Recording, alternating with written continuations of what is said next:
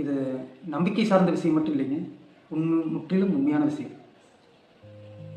தன்னுடைய எண்ணங்களை சரிவர நீங்கள் கவனிச்சுட்டே வந்தீங்கன்னா அதனுடைய தேவை என்னங்கிறது கண்டிப்பாக ஒரு நாள் சொல்லிடும். இது எதுக்காக அப்படின்னா, ஆன்மீக முன்னேற்றம்னு ஒரு வார்த்தையில் சொல்லிடலாங்க. பலரும் நினச்சிட்டு இருக்கிறது ஆன்மீகம்னா இல்லறத்தில் இருந்து தன்னுடைய இல்லற தேவைகளை அனைத்தையும் பூர்த்தி செஞ்சுட்டு தன்னுடைய தேவைகள் அந்த இடத்துல இல்லைங்கிற பட்சத்தில் இல்லாமல் பண்ணிட்டு நம்ம அங்கேயே இருந்து குடும்பத்தில் பற்றற்ற நிலையில் அன்போடு இருந்து இறைவனை சேர்றது தான் ஒரு ஆன்மீக விஷயம்.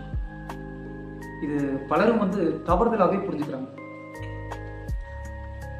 ஆன்மீகம், சாமியார் இப்படின்னு பல உந்துதலான விஷயங்கள் ஏற்கனவே முன் வச்சுட்டாங்க. இருந்தாலும் இது தவறு அப்படிங்கிற சொல்கிற எண்ணத்தில் இல்லை. ஆனால் நான் சொல்ல வர விஷயங்கள் என்னென்னா, தன்னுடைய தேவைகள் தாண்டி எந்த விஷயமே அது நமக்கு தேவையில்லாது. எல்லா விஷயங்களுக்குமே ஒரு அண்டர்லிங்க் இருக்குது.